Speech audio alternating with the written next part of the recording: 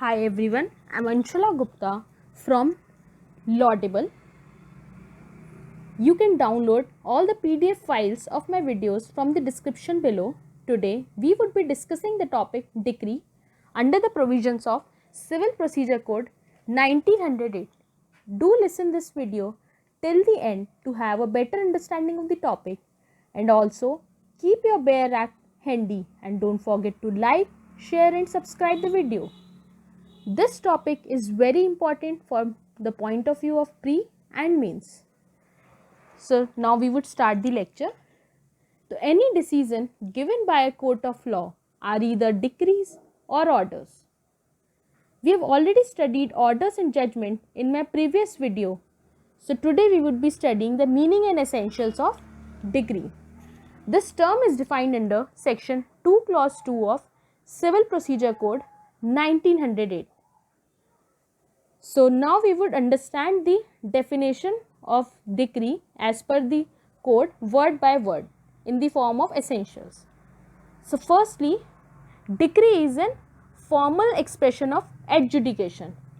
So here adjudication refers to any order passed by the officer of the court is a decree. So any order passed by any person is not a decree. It should be passed by a specific institution, that is by a judicial officer.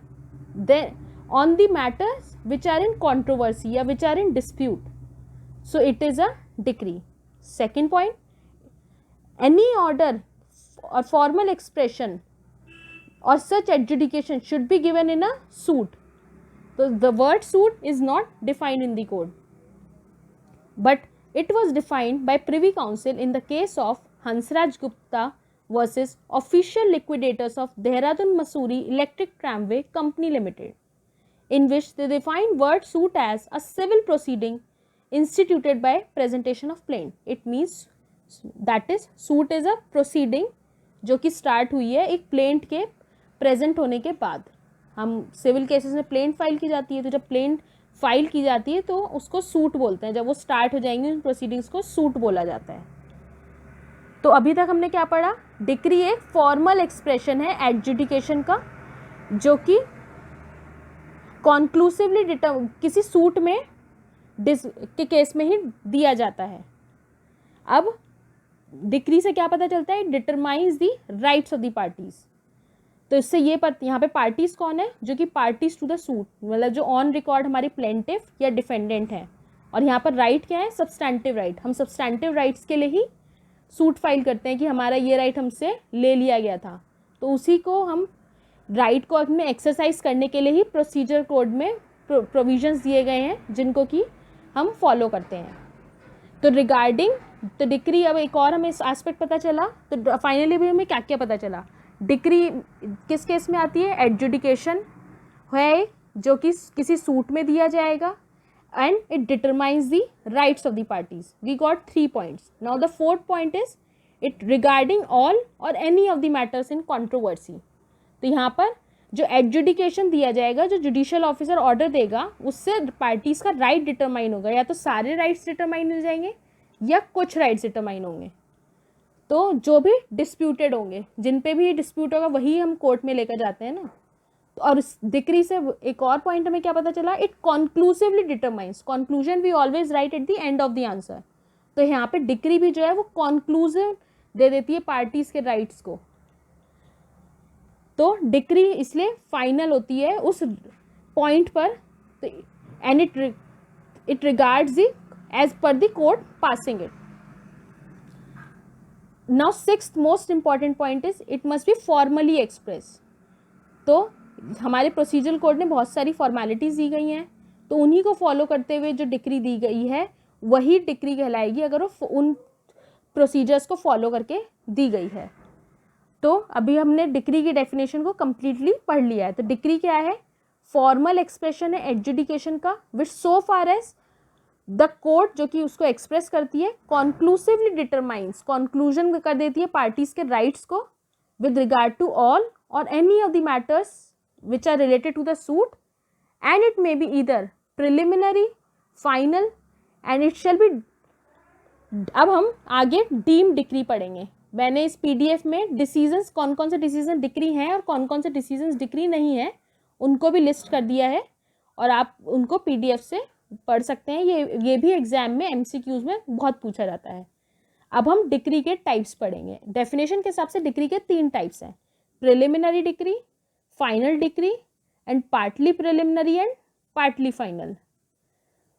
तो when an adjudication decides the rights of the parties with regard to all or any of the matters in controversy, but जैसे ही उस decree से जो भी matters, जो भी decide करता है एडजुडिकेशन, बट उससे suit is not completely disposed of, तो ऐसी डिक्री को हम प्रिलिमिनरी डिक्री कहेंगे। So preliminary decree is only a stage to reach the final decree, it is just a step. वैसे Supreme Court in Phoolchand versus Gopal Lal में इसने ये हेल्ड करा था कि CPC हमारा प्रोहिबिट नहीं करता है एक से ज़्यादा प्रिलिमिनरी डिक्री पास करने के लिए, लेकिन but this case was only related to partition suits. तो नॉर्मली एक से अधिक प्रिलिमिनरी डिक्री नहीं पास की जा सकती है, but it can be passed. अब प्रिलिमिनरी डिक्री किस किस केस में पास की जा सकती है उसका भी मैंने लिस्ट कर दिया है। अब इनके फर्दर इनका एक्सप्लेनेशन ये भी हम आगे वाली वीडियोस में अपनी पढ़ेंगे। तो इसका मैं आपको पॉइंट्स में बता देती हूँ। Preliminary decree can be passed in the following suits. First, suit for possession and mesne profits. Second is administrative suits, suits of preemption, suit filed for dissolution of a partnership, suits related to accounts between the principal and agent, suit for partition and separate possession, suits related to foreclosure of a mortgage, and suits related to sale of mortgage property, and suits for redemption of a mortgage. Now, next classification of decree is final decree. Decree में भी final उसको पता करने के 2 veg हैं। पहला, जो prescribe period है उसकी अपील फाइल करने का, दैट इज़ ओवर, और it is decided by the highest court. जैसे कि हमारे इंडिया में सुप्रीम कोर्ट है, अगर वो कोई डिसीजन दे देता है तो उसके बाद तो कोई और फर्दर कोर्ट ऑफ अपील नहीं है। तो it means that decree by Supreme Court is final decree. And second point, to find whether a decree is final और not, when the court deciding the matter completely disposes of the suit, so that decree is final decree. So thus in a suit for recovery of money, the amount found due to the decree holder is declared and the manner in which the amount is to be paid is also laid down. Suit जो है recovery of money के लिए, और amount due पता चल गया है कितना है, ये पता चल गया है कि वो अमाउंट किसको मिलेगा और किस वे में मिलेगा, तो it means that decree is final. Now the third classification of decree is partly preliminary and partly final.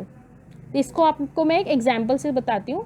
अगर कोई सूट है for possession of immovable property and rent, तो जहाँ पर कोर्ट ने ये तो डिक्री दे दी है कि पोजेशन ऑफ प्रॉपर्टी किसको मिलेगा, पर ये नहीं अभी डिसाइड करा है कि रेंट जो है अभी डिस्प्यूट के टाइम पर किसको मिलेगा और कितना होगा, उसके लिए उसने इंक्वायरी सेटअप कर दी है।